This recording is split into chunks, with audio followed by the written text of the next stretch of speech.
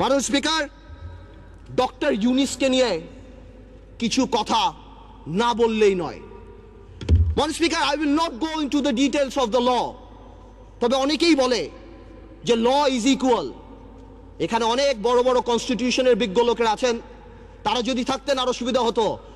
মাননীয় স্পিকার, যদিও পার্লামেন্ট বলে, সংবিধান বলে ল ইজ ইকুয়াল, বাট বাস্তবে কিন্তু law is not equal.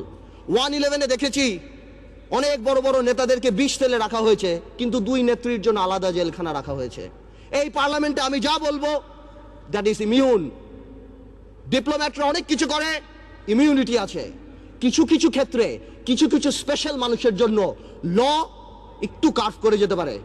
Doctor Yunus, I can very well understand 65 বা 70 ইয়ার্স ওল্ড, বাট 80 বছরের রাষ্ট্রপতি যদি এত বড় বক্তব্য লিখতে পারে, 75 বা 70 বছরের ডক্টর ইউনূস আমি মনে করি গ্রামীণ ব্যাংকের এমডি পদে ভালোভাবেই থাকতে পারত। মাননীয় স্পিকার, ডক্টর ইউনূস বাংলাদেশের সম্পদ না পৃথিবীর সম্পদ। আমি দেখেছি আমাদের মাননীয় পররাষ্ট্রমন্ত্রী বলেছেন this will not effect our relationship, বহির্বিশ্বের সাথে আমাদের সম্পর্কে। ঠিক তার পরের দিনই জন কেরি বলেছেন উই আর কনসার্নড। 23 জন কংগ্রেসম্যান বলেছেন উই আর কনসার্নড। বহির্বিশ্ব ফোন উঠে ঝগড়া করবে না, এটা তাদের diplomatic language, that we are concerned, we are looking into the matter. Doctor Yunus আমাদের মতো না। আমার ফোনে সবচেয়ে বড় ভিআইপি ফোন করে জয়নাল আবেদিন ফারুক সাহেব, আর ডক্টর ইউনূসের ফোনে ফোন করে হিলারি ক্লিন্টন। মনে রাখতে হবে সে কোথায় উঠে গিয়েছেন। ডক্টর ইউনূসের এই ব্যাপারটা অ্যামিকেবলি সেটেল করা যেত। আই হ্যাভ উইটনেসড ইট। আমি নিজে দেখেছি বিবিসিতে হোয়াইট হাউস স্পোকসম্যান বলছে we are deeply concerned, this is Yunus allergy. আমি জানি অনেকে বলতে পারবে এটা আমাদের সার্বভৌমত্ব, আই ক্যান আন্ডারস্ট্যান্ড এটা আমাদের সার্বভৌমত্ব, কিছু একটা ব্যালেন্স নিড টু বি ড্রন।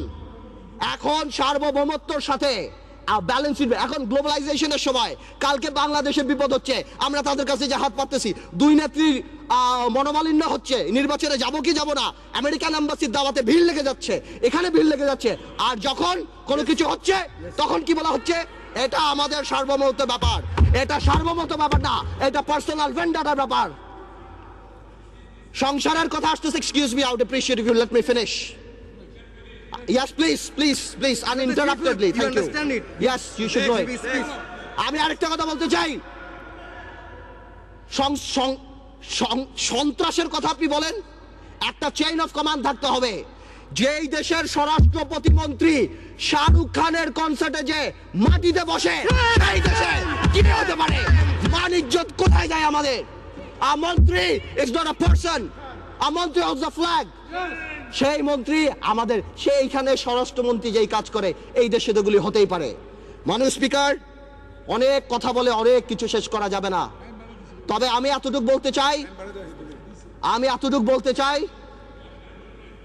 ডেমোক্রেসির সাথে গুড গভর্নেন্স থাকতে হবে, মোরালিটি থাকতে হবে।